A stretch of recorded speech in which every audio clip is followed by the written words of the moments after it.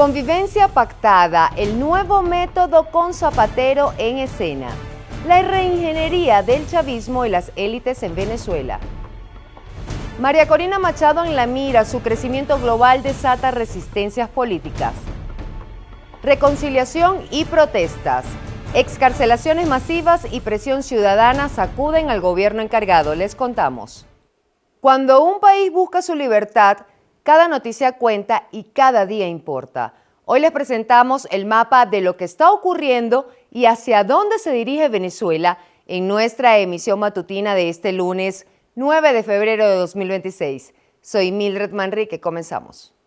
En medio del cerco político y judicial, el expresidente español José Luis Rodríguez Zapatero aterrizó en Caracas y se reunió con la encargada de la presidencia de Venezuela, Delcy Rodríguez, para promover al exiliado Miguel Rodríguez Torres como posible ministro de Defensa. Su misión: oxígeno político, reordenamiento del poder y de las ganancias. Génesis Pérez con los detalles. La visita a Caracas del expresidente español José Luis Rodríguez Zapatero activa una operación política y diplomática orientada a darle oxígeno al chavismo en su momento de mayor vulnerabilidad frente al endurecimiento de la presión de Estados Unidos. Sus reuniones con la encargada de la presidencia, Delcy Rodríguez, y altos operadores del poder coinciden con un escenario de cerco financiero, judicial y geopolítico que ha reducido drásticamente el margen de maniobra del régimen. Venezuela está en ese momento en el que tiene la posibilidad de tener por delante un futuro a la vez de progreso, a la vez de convivencia democrática. Eso es una esperanza tan poderosa, reconciliarse, abrazarse con quien le has considerado tu enemigo y decir, hombre, si somos todos venezolanos. Zapatero impulsa la designación de su asesor y ex jefe de inteligencia Miguel Rodríguez Torres como posible ministro de Defensa, una propuesta que busca reordenar la estructura militar, contener tensiones internas y asegurar control sobre la Fuerza Armada. Sin embargo, la maniobra resulta altamente contraproducente. Rodríguez Torres arrastra un profundo rechazo dentro del propio chavismo y de sectores militares. En el gobierno, de ese gobierno de transición que se habla, de que ya sale Delcy y va a entrar otra persona, ¿no? Que lo colocara a Rodríguez Torres, que es asilado político en España gracias a Zapatero, igual que Luis Ortega Díaz, y que todos conocemos, el exministro de Interior de Chávez, de Maduro, que fue el que creó la tumba y que creó varios centros de tortura, ¿no? Y uno de los que ideó este sistema. A esto se suma el pesado lastre de múltiples señalamientos por corrupción que incluyen desvío de fondos públicos, manejo irregular de recursos de inteligencia y presuntas redes de enriquecimiento ilícito durante su gestión en el Ministerio del Interior y el SEBIN. Su eventual ascenso no solo debilitaría el discurso de reconciliación, sino que reforzaría la percepción del reciclaje de figuras cuestionadas para administrar una crisis de supervivencia. El retorno de Zapatero al centro del tablero venezolano reactiva los cuestionamientos sobre sus históricos vínculos con los intereses petroleros de PDVSA y su rol como operador internacional del chavismo bajo la fachada de mediador. Con el eje petrolero ahora bajo el control de Estados Unidos, su giro hacia el ala militar responde a una reubicación táctica para preservar influencia, poder real y negocios opacos. Tengo una gran confianza en Delcy Rodríguez. Creo que es alguien que ha vivido todo este proceso, que conoce muy bien a la presidenta y que además, en un plazo, en un tiempo récord, está dando pasos que están produciendo una nueva manera de respirar en Venezuela, en la sociedad, un horizonte, una esperanza. Creo que eso es muy importante. Ustedes, cada vez que había una elección allí en Venezuela, este hombre iba allí y blanqueaba, ¿no? No decía que había fraude, no decía que todo iba muy bien. A través de Venezuela, Zapatero financió lo que era el Partido Socialista y la Internacional Socialista. La circunstancia demuestra que no se trata de una transición, sino de una estrategia para ganar tiempo y margen político ante el cerco externo, aún al costo de profundizar las tensiones internas y reciclar viejos actores del poder. Génesis Pérez para Impacto Venezuela. Bajo el mensaje de paz y convivencia, resurge el pacto de las élites en Venezuela, una reinvención del modelo político que busca estabilidad, sin cambiar a sus protagonistas. Quique Frías con el informe. El chavismo mueve piezas para sobrevivir al cambio. La encargada presidencial Delcy Rodríguez y su hermano, el presidente del Parlamento Jorge, avanzan en un diseño político que no pasa por desmontar el poder que construyeron durante años, sino por reconfigurarlo. Esto con la ayuda de una oposición a la medida que siga sus mismos objetivos. Nosotros, como Alianza Democrática, hemos planteado un gran pacto nacional a 10, 15, 20 años que le dé estabilidad, que le dé gobernabilidad y alternabilidad al país. Timoteo Zambrano es solo la cara visible de un acuerdo de largo aliento que promete estabilidad, pero le cierra el paso a la oposición democrática surgida por elección ciudadana en 2024. Es el impulso de un nuevo pacto para que el chavismo, bajo las faldas de Estados Unidos, siga en el eje del poder. Una transición en el que cambian los liderazgos, pero no el proyecto. Este escenario que tú describes va a ser uno de los pilares de la estrategia del chavismo, específicamente de Delcy Rodríguez, en los próximos meses en Venezuela. Por una parte, la dictadura interina de Delcy Rodríguez va a tratar de ganar tiempo, porque sabe que en la segunda semana de noviembre de este año son las elecciones legislativas en Estados Unidos, y si el presidente de los Estados Unidos, Donald Trump, pierde las dos o una de las dos cámaras del Congreso, va a tener un capital político muy disminuido de cara a lo que resta de su mandato. Por otro lado, la estrategia del chavismo va a ser empoderar a una oposición a la medida, especialmente la oposición que está en la Asamblea Nacional. Le hace más oposición a María Corina Machado que al chavismo, pero yo le auguro muy poco éxito a esta estrategia, primero porque el gran apoyo popular que tiene la oposición real, la oposición de verdad de María Corina Machado, se siente en la calle. Y en este entramado también figura el expresidente español José Luis Rodríguez Zapatero, muy ligado al chavismo por sus negocios en Venezuela. Rehuyendo a una pregunta muy directa y sin dar detalles de lo que plantean en el poder, habla de convivencia democrática entre oficialismo y oposición y el cambio que millones de venezolanos anhelan. ¿Dónde queda? Yo creo que el rol de Zapatero es limitado. Zapatero puede haber ejercido un rol importante en la liberación de presos políticos como Enrique Márquez, que son presos políticos que están más identificados con la socialdemocracia en la región. Pero creo que en este momento la influencia de Zapatero es bastante limitada, y la mayor influencia que hay y que está propiciando todas estas liberaciones de presos políticos en Venezuela es evidentemente el ataque del 3 de enero al país, donde capturaron a Nicolás Maduro, que pone muchísima presión sobre la élite chavista. Y a pesar que el clan Rodríguez dispone, negocia y ejecuta, dentro del chavismo aún las cuotas de poder siguen sin marcarse y el ala Cabello, la más radical, no cuestiona liberaciones de presos políticos y menos que participen de esta nueva etapa política. Los factores que de algún otro modo han venido sembrando violencia, han venido manifestando acuerdo con la violación de la soberanía de Venezuela, no pueden formar parte de esta etapa política que estamos transitando. Entre pactos cerrados de estabilidad, convivencia negociada y proyectos ciudadanos de cambio real, el futuro del país sigue lejos de definirse con la voz de su población como protagonista. Reportó para ustedes Quique Frías, Impacto Venezuela. Vamos a interactuar con la pregunta del día de Impacto Venezuela, disponible en todas nuestras plataformas digitales. La de hoy es la siguiente. Un escenario muy similar a la transición democrática de 1958 es ver hoy al chavismo reorganizando su estructura y a sectores de la oposición integrándose al juego institucional para asegurar su espacio en el reparto del poder. Pero entonces, ¿crees que se está gestando un nuevo pacto de Punto Fijo 2.0 en Venezuela? Participa, opina y comparte ahora mismo. Tu voz no solo cuenta, tu voz impacta. No te pierdas el análisis de los resultados en nuestra emisión estelar. Te leemos. La líder opositora y Nobel de la Paz, María Corina Machado, consolida su proyección internacional, pero a mayor visibilidad, mayor escrutinio. Su ascenso genera alianzas clave y también resistencias dentro de Estados Unidos. ¿Podrá una campaña política frenar el impacto de su trabajo? Catherine García nos cuenta más.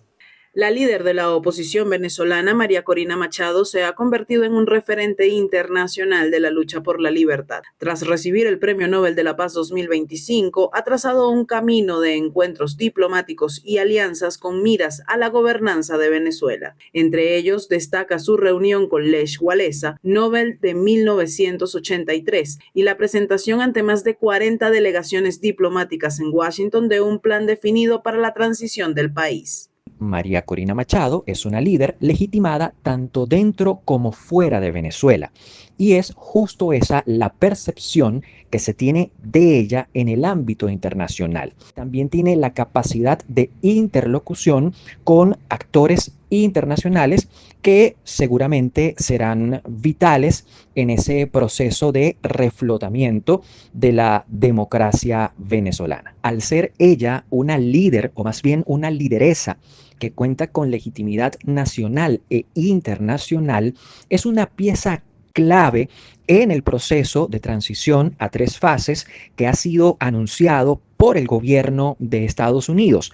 Esta proyección de Machado ha despertado resistencias. En Washington ha tomado forma una campaña contra su estrategia bipartidista. No es una posición oficial de la Casa Blanca, sino un flujo constante de mensajes y filtraciones desde el ecosistema mediático afín al trumpismo. El reproche central, Machado insiste en mantener el expediente venezolano en clave bipartidista, reuniéndose con republicanos y demócratas. Para sus críticos, esa interlocución sería innecesaria y hasta contraproducente. Es una narrativa que responde a fines estratégicos. Entonces, no podemos descuidar que el Demócrata es otra gran organización política y que por eso hay que incluirla dentro de la narrativa, pues en caso de que el Partido Demócrata, por ejemplo, logre imponerse en las elecciones de medio término, Venezuela va a necesitar del apoyo de los líderes demócratas. La legitimidad no se impone, se construye y se gana. Yo creo poco probable que una campaña en contra de María Corina Machado pueda hacer mella de esa legitimidad. En el terreno interno, Machado ha reforzado su papel como voz de resistencia, manteniendo esta firme y en alza en pro de la liberación de presos políticos y de los familiares de estas personas que mantienen una vigilia constante frente a los centros de reclusión, así como por un nuevo proceso de elecciones en el país, lo cual ve cercano, y aunque para muchos es un plan ambicioso, para otros es una estrategia necesaria. En las últimas horas se han registrado excarcelaciones de figuras clave de la oposición venezolana tras la visita del diputado Jorge Rodríguez a Zona 7, donde prometió que todos los detenidos serían liberados antes del próximo viernes. Sin embargo, mientras avanza la propuesta de ley de amnistía, la presión ciudadana no disminuye, las protestas continúan en distintos puntos del país. Juliana Palmar con el reporte. En el contexto de la ley de amnistía, las diversas organizaciones de derechos humanos fueron convocadas por la comisión parlamentaria que evalúa el proyecto. Gonzalo Imiop, director vicepresidente de Foro Penal, confirmó que presentaron propuestas, críticas y observaciones de fondo al respecto. Los puntos que se discutieron y se plantearon por parte del Foro Penal fue primero que se continúe con el proceso de excarcelaciones y más aún de libertad total y plena de todos los presos políticos y que no quede supeditado a la ley de amnistía. Por el otro lado, que la ley establezca no una extinción de procesos o una terminación de procesos en contra de personas por motivos políticos, sino que represente una nulidad absoluta de todos los procedimientos, tanto penales como administrativos. Que esa ley como está propuesta es ampliamente excluyente, genera muchísima discrecionalidad del poder. El poder tiene todavía toda la discrecionalidad de elegir a quién arropa la legislación y en definitiva no cumple con los objetivos que tendría cualquier ley de amnistía seria, de tratar de reunificar al país, pero no tiene nada en materia de verdad, no tiene nada en materia de memoria, no tiene nada de materia de reparación, por ejemplo, de los daños causados. Así que es una ley absolutamente incompleta en ese sentido y regresiva en materia de derechos humanos. El diputado Jorge Arreaza expresó que la amnistía debe contribuir al reencuentro del país, mientras que el fiscal general Tarek William Saab sostuvo que la medida debe beneficiar tanto a opositores como a sectores pro gobierno. Pero, ¿cuáles son las expectativas reales de la población con esta ley? Mira, las expectativas son muy bajas. Yo creería que hay que seguir apostando a que sigan las excarcelaciones u otras fórmulas que permitan resolver el tema de los presos políticos, independientemente de la necesidad de que haya una ley meridianamente o técnicamente estructurada. El proyecto de ley no tiene nada de técnico, es un proyecto, digamos, bastante pobre en torno a la utilización del lenguaje, en torno a las precisiones jurídicas. Es un proyecto regresivo en materia de derechos humanos, es un proyecto que excluye y es un proyecto que deja en la misma discrecionalidad a los jueces y fiscales que han hecho la persecución por instrucciones del Ejecutivo, les deja en sus manos las decisiones en torno a la interpretación de quién o quiénes serían beneficiarios de la norma. En las calles, el mensaje es otro. Familiares de presos políticos mantienen desde hace semanas protestas frente a los centros de detención. Los excarcelados comienzan a levantar la voz, como es el caso de Carlos Azuaje, y ese grito se extiende a diferentes ambientes. La Maratón CAF fungió de valla. ¡Sean todos! ¡Que sean todos! ¡Que sean todos! ¡Que sean todos! ¡Que sean todos! La tensión aumentó tras la visita del diputado Jorge Rodríguez a la zona 7, hecho que generó polémica y fue tildado como show mediático. Siempre habrá que pensar mal. Recordemos que estas son personas que se han formado por muchos años para el poder absoluto, para el ejercicio absoluto del poder. Y realmente no le importa el entorno, no le importa cómo alcanzar el objetivo, porque al final el objetivo es el sostenimiento del poder y el sostenimiento del sistema que los ha enriquecido de una forma grotesca. La jornada de este domingo estuvo marcada por excarcelaciones masivas de presos políticos de alto perfil. Foro Penal confirmó al menos 18, entre los que destacan Juan Pablo Guanipa, Perkins Rocha, Freddy Superlano y otros dirigentes, así como parte del equipo de confianza de la líder de la oposición, María Corina Machado. Sin embargo, el clamor de libertad sin condiciones y general se mantiene como meta principal. Para Impacto Venezuela, Juliana Palmar. Y precisamente las protestas ya no se limitan a la exigencia de la libertad plena de los presos políticos. En el desfile de las flores en el estado Mérida, una consigna se convirtió en símbolo del momento. Ni Chávez vive, ni Maduro vuelve. Un mensaje que refleja el regreso de la calle como espacio de resistencia y expresión ciudadana. Veamos.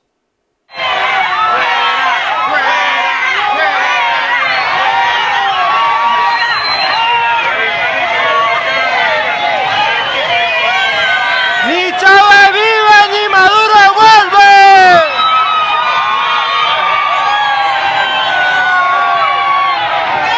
¡Ni Chávez vive, ni Maduro vuelve! ¡Dele pena!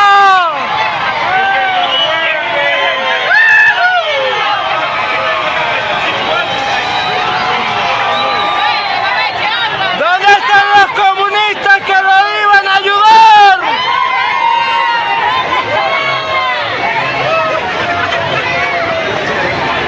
Seguimos con Impacto en 60 segundos, lo esencial cuando todo hace ruido. Promesa de recuperación. Estados Unidos mueve su agenda económica en Caracas. La encargada de negocios de Estados Unidos, Laura Dogu, cumplió su primera semana de trabajo, destacando encuentros con Chevron, representantes del sector empresarial y autoridades internas. Aseguró que su equipo avanza en la implementación de la visión del presidente Donald Trump: estabilización económica, recuperación productiva y una transición democrática para Venezuela. El objetivo, según indicó, es abrir el camino hacia la prosperidad y generar beneficios para la población de ambos países. En respaldo a esta estrategia, el Departamento del Tesoro emitió una licencia general que autoriza determinadas transacciones petroleras, lo que representa un giro en la política de sanciones y reconfigura el escenario energético en torno a PDVSA. Golpe al narco, más presión en la frontera. ELN reactiva extorsión. Las operaciones de Estados Unidos contra el narcotráfico en el sur del lago, en el estado Zulia, han afectado las finanzas del Ejército de Liberación Nacional. Ante la caída de sus ingresos, la guerrilla presuntamente reactivó el cobro de extorsiones a ganaderos, ahora calculadas según el número de reses por finca. Productores denuncian visitas de grupos armados que exigen pagos bajo amenazas, en medio de la ausencia de protección y de presuntas complicidades, según reseñó Infobae. El control del ELN en el corredor del Catatumbo no solo impacta a las comunidades, sino que también eleva los costos de producción, trasladando la presión al precio final de los alimentos. Dale me gusta a este video porque entender lo que pasa también es decidir. Gracias por estar con nosotros, suscríbete a nuestro canal, síguenos en las redes sociales y visita www.impactovenezuela.com para información en tiempo real. Que tengas un excelente día, nos vemos mañana.